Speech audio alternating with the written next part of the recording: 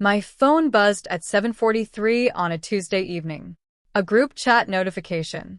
I looked down at the name. Hargreaves family. I assumed it was a mistake, that I had been added by accident and would be removed in seconds. So I did what anyone would do. I looked. There were months of messages in there. Months.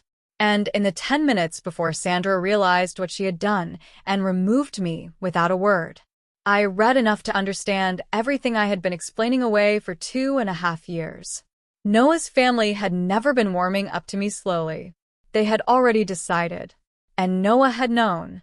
He had been in that chat the whole time, laughing along, agreeing, saying I know, in the particular way of a man who has chosen his family so many times it no longer even feels like a choice. He just calls it love.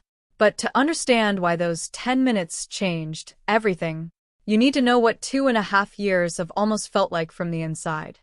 I have a particular talent for finding the reasonable explanation. It is not something I developed deliberately. It is just how I am wired. When something feels wrong, I do not reach for the worst interpretation first.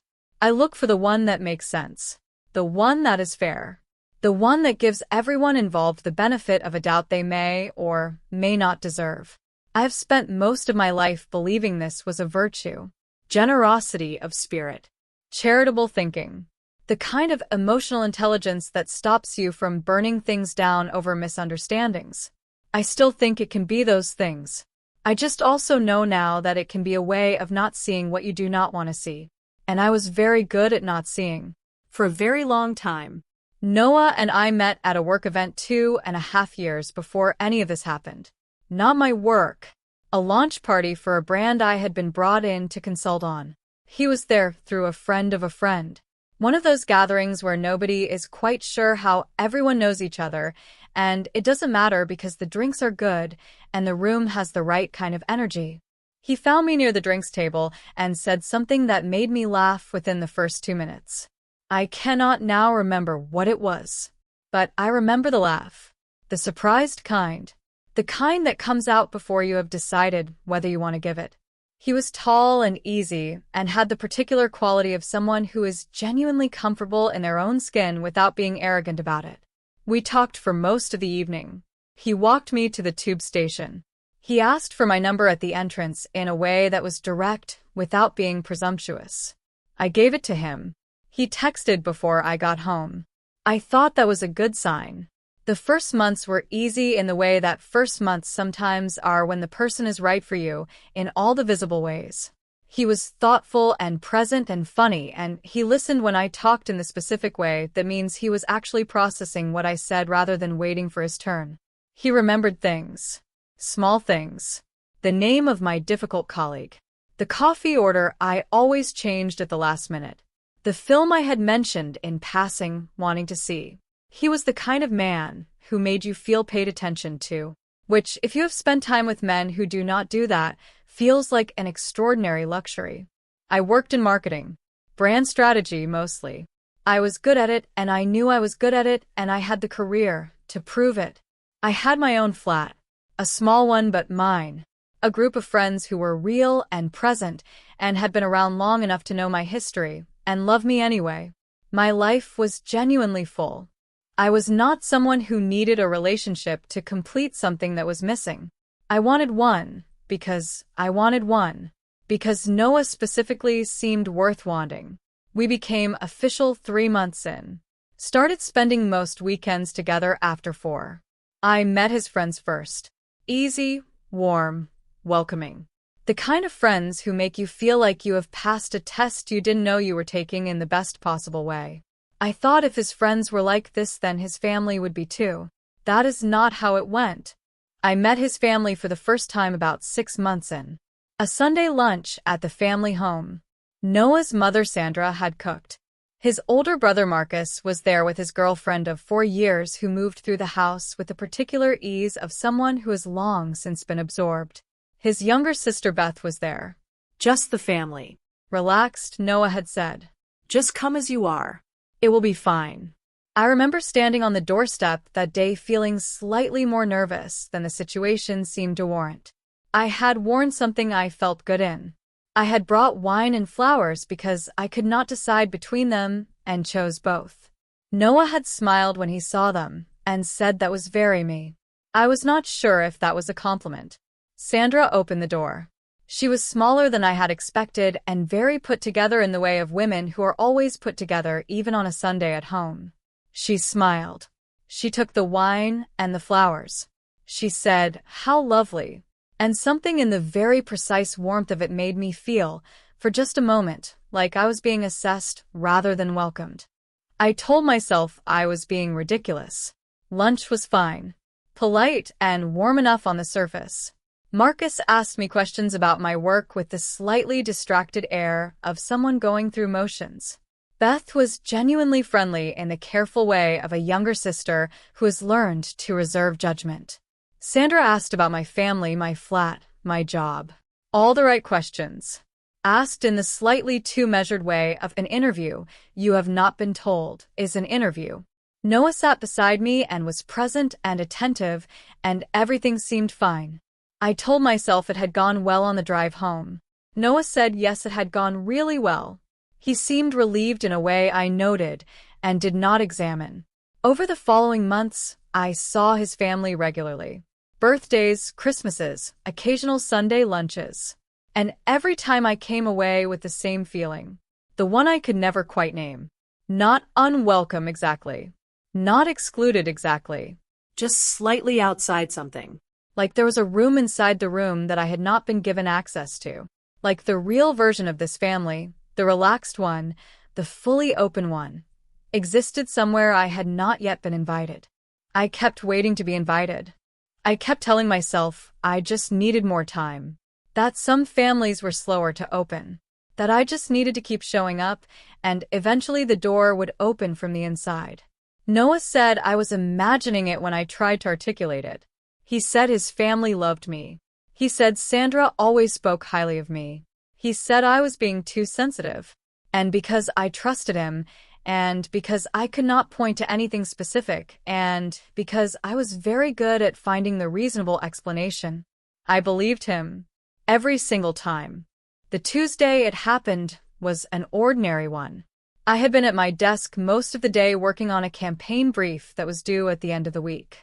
The kind of day that is entirely unremarkable until it suddenly isn't.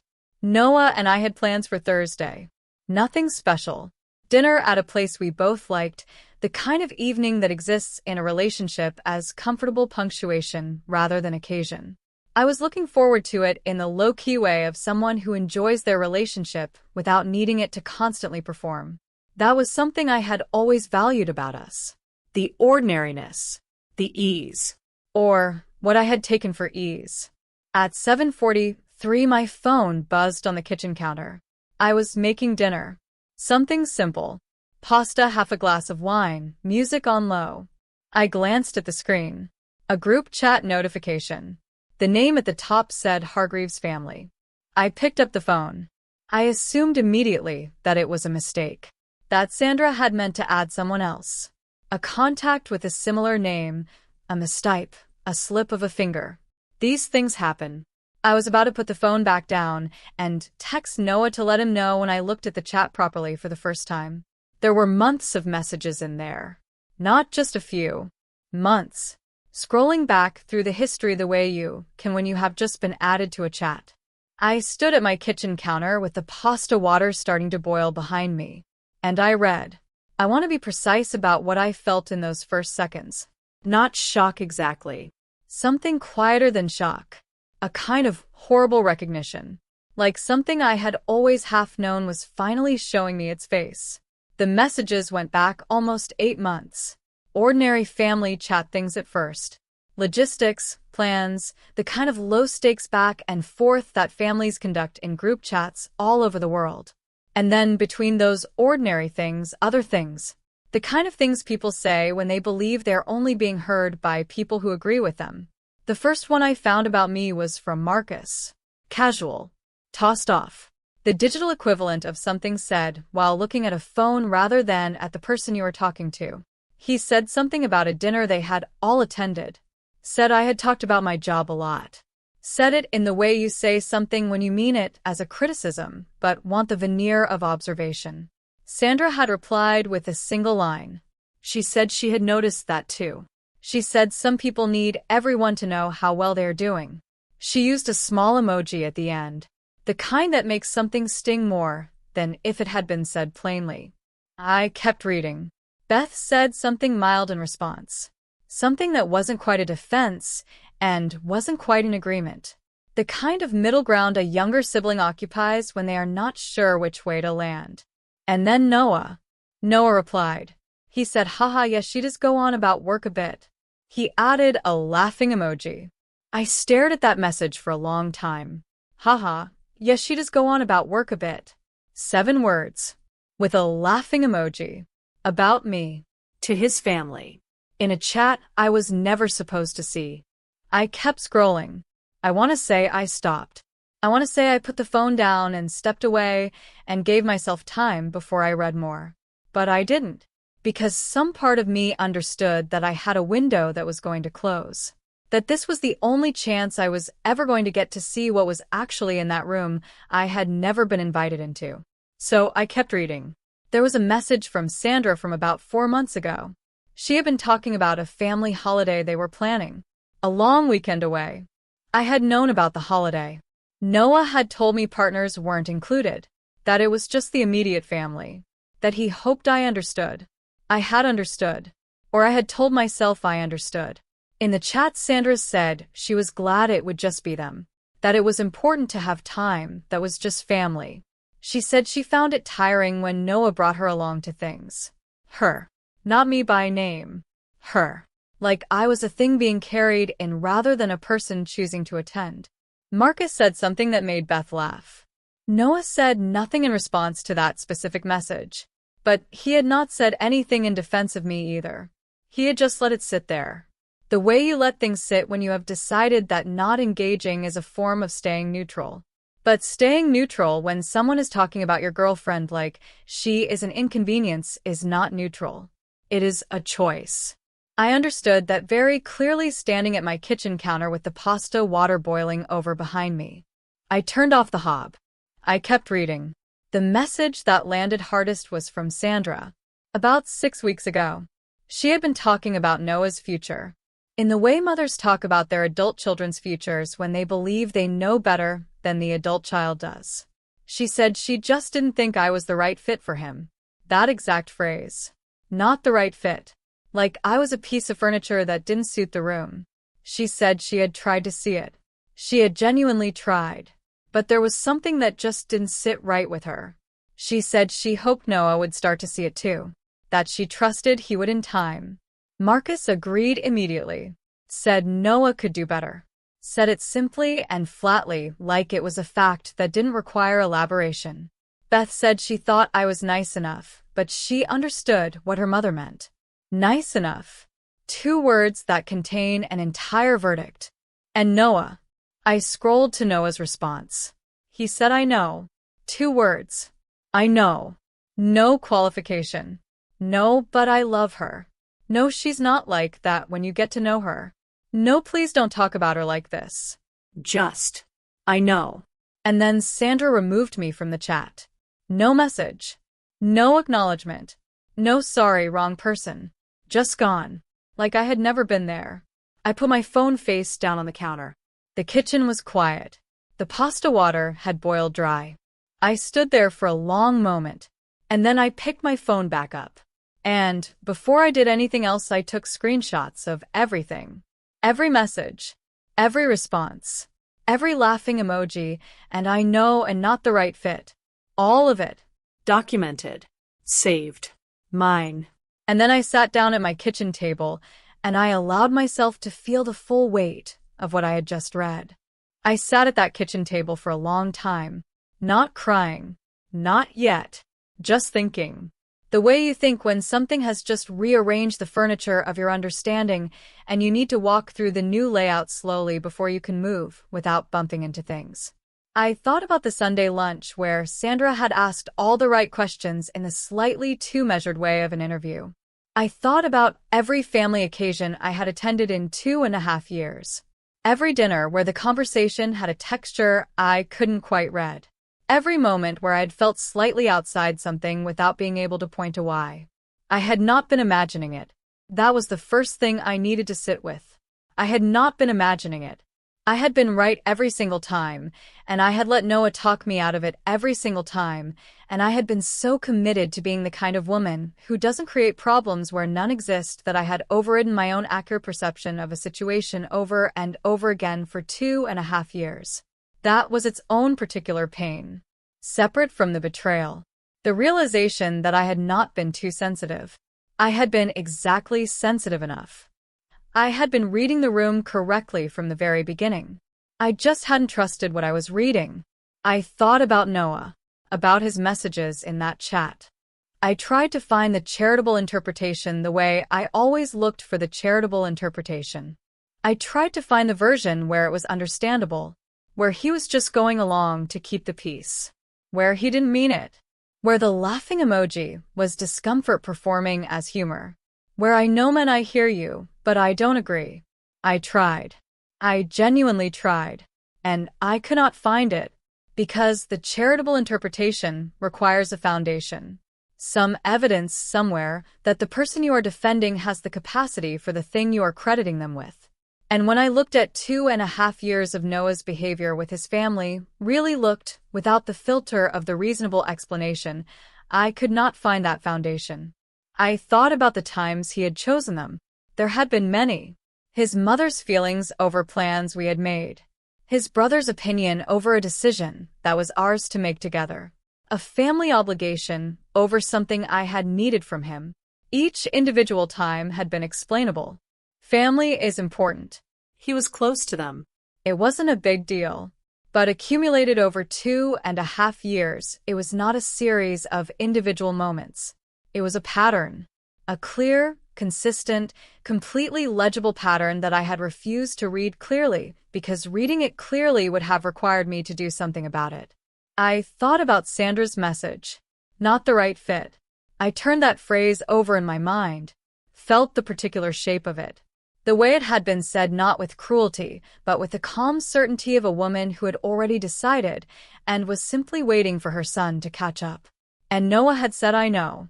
Not to her face, maybe. Not where I could see it. But in the room he went to when he wasn't with me. In the room where his real opinions lived. The room I had never been invited into. He had said I know. I got up from the table eventually. Made myself a cup of tea I didn't drink.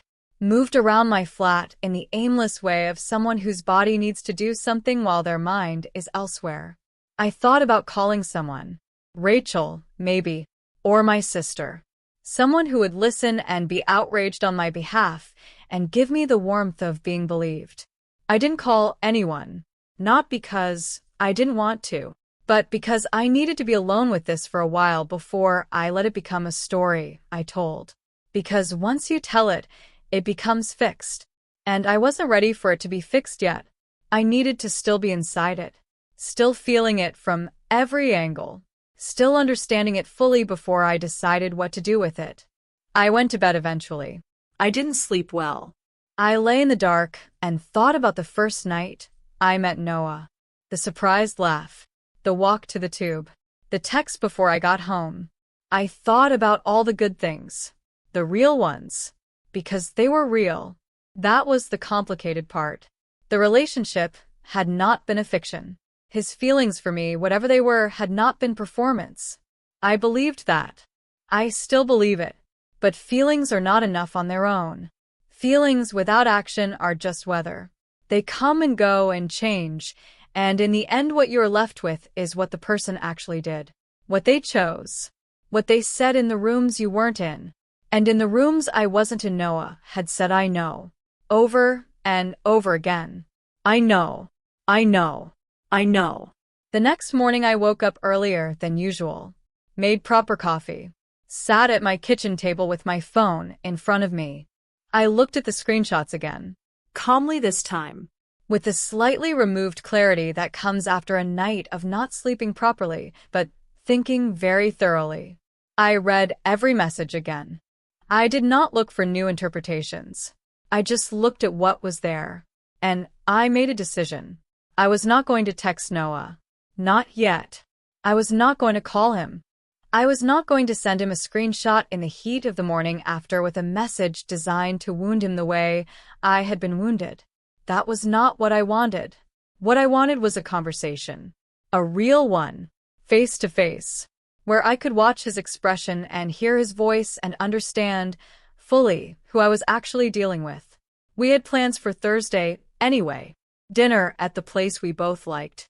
I would keep those plans. I would sit across from him in a restaurant we had eaten in a dozen times. And I would tell him what had happened. And then I would show him the screenshots. Not as a weapon. As a mirror. So he could see exactly what I had seen. So there was no version of this where he could tell me I had misunderstood. That I was being too sensitive. That his family didn't mean it like that. I wanted him to see the words. His words. In his own font. With his own emoji. Said in the room he went to when he wasn't with me. Thursday was 2 days away. I went to work. I did my job. I was present and functional and entirely unremarkable to everyone around me. And underneath all of it, I was carrying something heavy and clear and completely certain.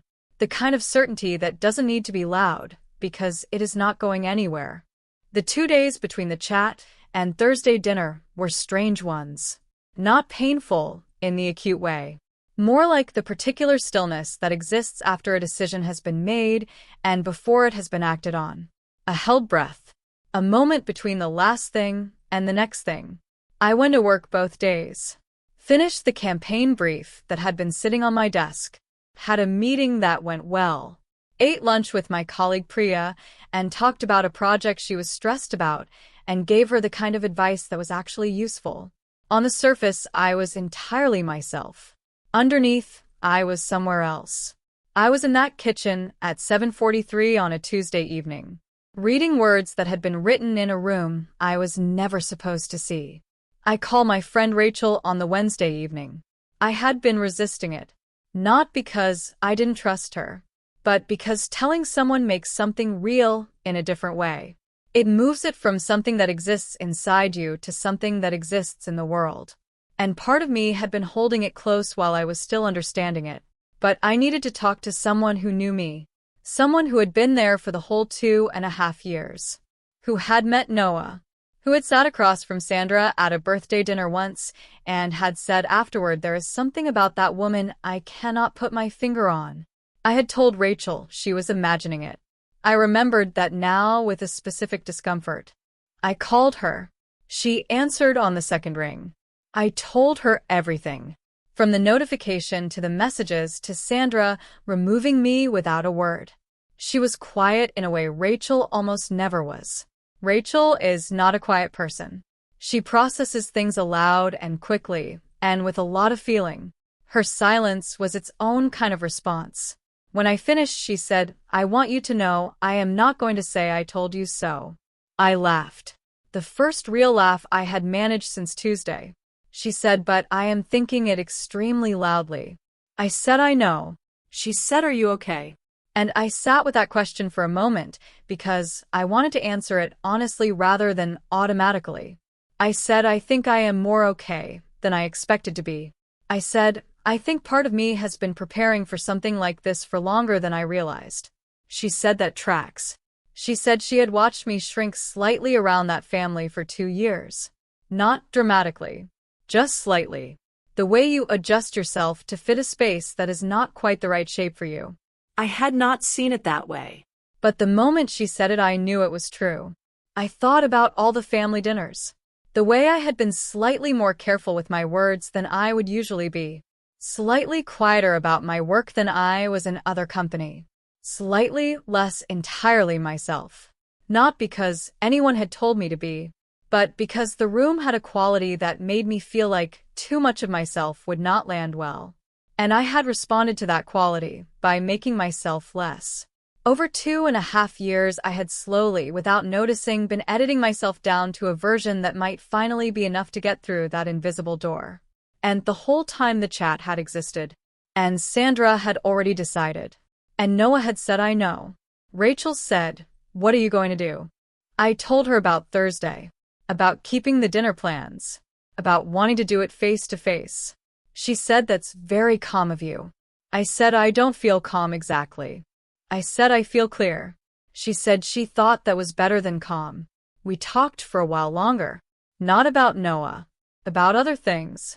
The way you talk to a friend when you need to remember that your life is larger than the problem currently living in the center of it. By the time I got off the phone, I felt steadier than I had since Tuesday. Not because anything had changed, but because I had said it out loud to someone who loved me, and the sky had stayed where it was. On Thursday morning I woke up and lay in bed for a while. I thought about what I wanted from the evening. Not what I wanted to happen exactly. What I wanted to walk away with. I wanted to have said the true things clearly. I wanted to have shown him what I knew. I wanted to look at his face when he realized that I had been in that chat. Not for satisfaction. I want to be honest about that. Not to watch him suffer. But because there is a particular importance to a moment when two people are finally in possession of the same information. When there is nowhere left for the careful management to go. When the version of events that has been maintained between you collapses and you are both just standing in the truth. I wanted that moment. I also wanted to hear what he said in response to it. Because I did not entirely know yet what I was going to do. I knew what I was leaning toward. But I wanted to give him the room to be someone different from the person in those messages. I was still doing it. Holding the door open. I was aware of that. But I thought it was fair. Not naive. Fair. You give the people you have loved the chance to show you who they are when the situation is completely clear. And then you believe what you see. I got up. I made coffee. I got dressed in something I felt good in. Not dressed up. Just myself. The whole version of myself. Not the edited one. I picked up my phone and confirmed the reservation. And then I put the screenshots in an album on my camera roll and labeled it clearly so I could find it quickly if I needed to. And I went about my Thursday until it was time. Noah was already at the restaurant when I arrived. That was unusual. He was not typically early. He was typically exactly on time in the way of someone who had calculated the journey precisely and left no margin for anything. But he was there before me. At the table we usually sat at. With a glass of water he hadn't touched. He looked up when I came in and smiled. The familiar smile. The one I had known for 2.5 years. I sat down across from him. We did the ordinary things first. Menus, drinks order, the small talk that fills the opening minutes of a dinner before the real conversation begins. He asked about my week. I said it had been interesting. He asked about the campaign brief. I said I had finished it. He told me something about his work that I listened to and responded to normally. And the whole time I was watching him. Not in an obvious way. Just with the particular attention of someone who is seeing a person clearly for perhaps the first time. He seemed relaxed. Comfortable. Entirely unaware that anything had shifted. Which told me that Sandra had not told him about the mistake. That nobody in that chat had mentioned it. That he had spent the last 2 days in a normal week while I had been somewhere else entirely. We ordered food. The drinks arrived. And I waited until the waiter had moved away, and the table was quiet. And then I said, I need to tell you something that happened on Tuesday evening. He looked at me. Something in my tone had registered. I said your mother added me to the family group chat by mistake. His face changed. It was not a dramatic change.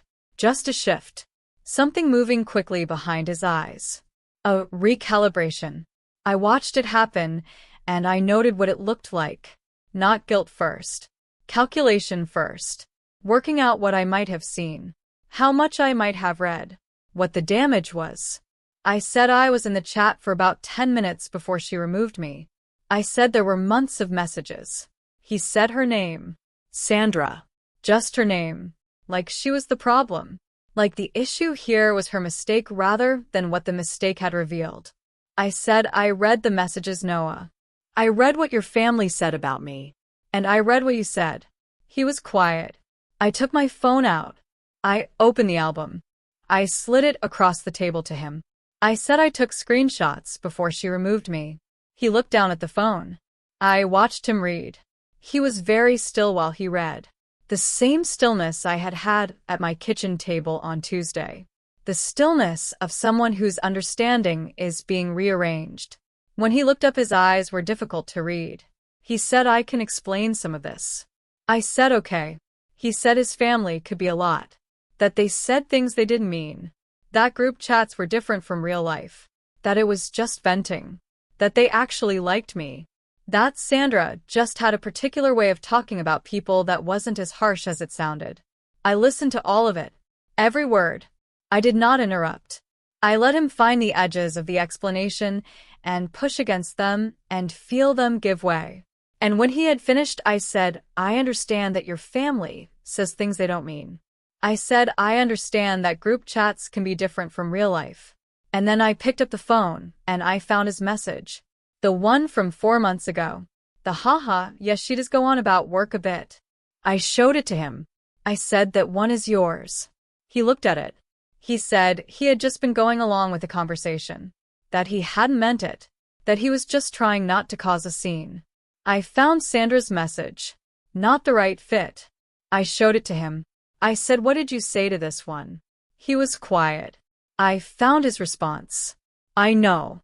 2 words. I showed it to him. I said, "You said, 'I know Noah.'"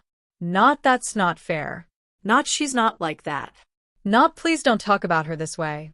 You said, "I know." He said he was in a difficult position. That his family was hard to push back against. That he had learned a long time ago that disagreeing with them in the chat only made things worse. That it was easier to agree and then just live his own life separately. I sat with that for a moment. The logic of it.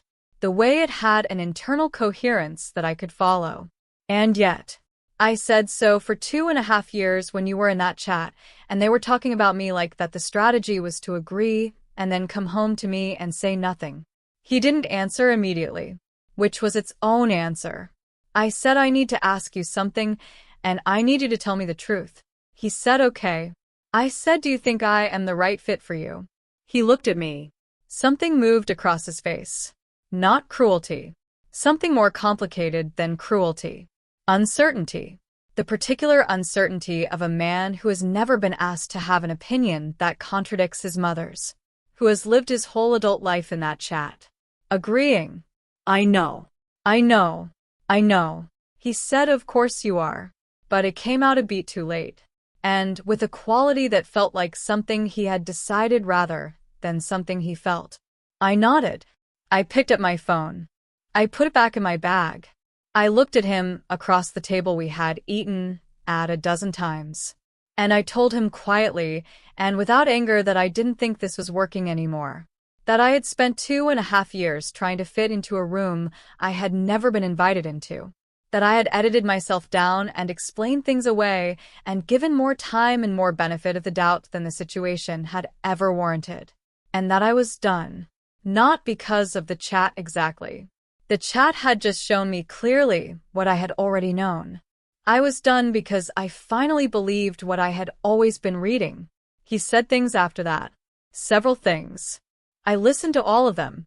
And when he had finished, I said, "I think we should go." We paid the bill. He tried to say more on the pavement outside. I said I needed some time and I would be in touch. I walked to my car. I sat inside for a moment. The street was quiet. The evening was cool. And I felt something I had not expected to feel standing on a pavement outside a restaurant having just ended a 2.5-year relationship. I felt like myself. The whole version. The unedited one. The days after that Thursday were quieter than I expected. Not empty. Just quiet. The particular quiet of a life that has had something removed from it and is settling into the new shape. Noah texted that night. A long message. Careful and considered in the way of someone who had gone home and thought about what they wanted to say and tried to say it well. He said he was sorry. That he had handled things badly for a long time. That he knew that the chat was indefensible and he wasn't trying to defend it. That he loved me and he didn't want to lose me and he wanted to do better. I read it twice. I believe that he meant it. That is the complicated part of all of this. I don't think Noah was a bad person. I don't think he had spent 2.5 years deliberately deceiving me or calculating how to keep me small. I think he was a man who had grown up in a particular family with a particular gravity and had never developed the muscle for standing apart from it. Who had learned as a boy that keeping peace in that house meant agreeing, that disagreeing had a cost he had decided long ago was not worth paying. And he had carried that into his adult life and into our relationship without ever examining it, without ever asking himself what it was costing someone else. I understood all of that. Understanding it did not change what I needed to do. I texted him back 2 days later. I kept it short. I said I believed he was sorry. I said I didn't think sorry was enough this time. Not because what he had done was unforgivable in some absolute sense, but because what I needed from a relationship was something he had shown me consistently and clearly he was not yet able to give. I needed to be with someone who would say something, who would feel the discomfort of pushing back against the people they loved and do it anyway, who would choose me not just in private but in the rooms I wasn't in. Noah could not do that yet. Maybe he would learn to. That was genuinely not my problem anymore. I wished him well, and I meant it. I put the phone down, and I did not pick it up again looking for a reply. Rachel came over that Saturday. She brought food and wine, and the particular energy of a friend who has shown up to be useful rather than to process her own feelings about your situation. We ate on my sofa and talked about everything and nothing. At some point, she said, "I just want to say one thing about Noah's mom." I said, "Go on." She said, "Sandra did you the most enormous favor of your entire relationship entirely by accident." And I laughed. A real one. The surprised kind. The kind that comes out before you have decided whether to give it. The same kind I had given Noah on the night we met. Full circle, Rachel said. Full circle. She was right. Sandra's mistake had given me something I had been trying to find for 2.5 years and failing. Clarity. Not the manufactured kind. Not the clarity you talk yourself into after another reasonable explanation. The real kind. The kind that doesn't require maintenance. That just sits there, solid and unmoving, and doesn't ask anything of you, except to act accordingly. I had been in that family's orbit long enough to understand how it worked. The warmth that had conditions underneath it. The welcome that was really an assessment. The group chat that ran like a parallel universe beneath the one I had been shown. I did not fit in that world. Not because I was less than it, but because I was not the kind of woman who disappears quietly into someone else's definition of who she should be. I had been trying to be for 2.5 years, and I had felt the cost of it in ways I had refused to name until Tuesday evening. In the weeks that followed, I noticed things returning to me. Small things. The way I talked about my work, freely and at length, and without monitoring myself for whether it was too much. The way I moved through social situations without calibrating myself against an invisible standard I had been importing from Sandra's kitchen. The way I laughed. Rachel said one evening, about a month later, that I seemed more like myself than I had in a long time. I asked her when it had started. She said she thought it had been building for a while, but that something had shifted visibly in the last few weeks. I thought about that. About what it meant that becoming more myself had been a gradual process of undoing something I hadn't fully noticed being done. That is the thing about small adjustments over a long period of time. You don't notice them in the moment. You just wake up one day and realize that the version of yourself walking around in the world is slightly smaller than the original. Slightly more careful. Slightly more edited. And you can't always identify when it started. You just know that the current shape of you has been influenced by something external. By a room that wanted you quieter. By a chat that had already decided. By a man who loved you in private and said "I know" in the room you weren't in. I kept the screenshots for a while. Not to look at them. Just because deleting them felt like doing something with intention that deserved more thought than a casual swipe. Eventually, I deleted them. Not as a gesture of forgiveness. Just because I no longer needed them. The clarity they had given me was already mine. Stored somewhere more permanent than a camera roll. I think about Sandra's sometimes. About the moment she realized her mistake. The lurch of it. The rapid removal. No message. No acknowledgement. Just gone. I wonder what she said to the chat afterward. Whether she told them what had happened. Whether Noah had gone quiet. Whether the chat had continued in the same way, or whether the knowledge that it had been briefly visible had changed something. I don't know. I will never know. And I find that I don't particularly need to. Because whatever happened in that chat after I was removed is part of a world I no longer live in. A room I was never really in to begin with. I am somewhere else now. My own flat. My own desk. My work talked about freely and at length to anyone who will listen. My laugh given without calculation. My whole self present in every room I choose to walk into. I have been on a few dates since Noah. Nothing serious yet, but different in a way I appreciate. I notice things earlier now. The rooms within rooms. The warmth that has conditions underneath it. The small adjustments I start to make and then catch myself making and put back down. I trust that noticing. I no longer show it to the door. Some mistakes are just mistakes. A wrong number, a misaddressed letter, a finger that slips on a screen. But some mistakes crack something open that needed to be cracked open. That let the light into a room that had been closed too long. Sandra's mistake was the second kind. And I think about that sometimes when something goes wrong in a small and unexpected way. About how the thing that looks like an accident is occasionally the most useful thing that could have happened. You just have to be paying attention when it arrives. If this felt familiar, if you have been editing yourself down to fit into a space that was never quite the right shape, I hope it reminded you that the right shape already exists. It is yours. It does not require adjustment. Share this if it stayed with you. And come back for the next one. We will be here.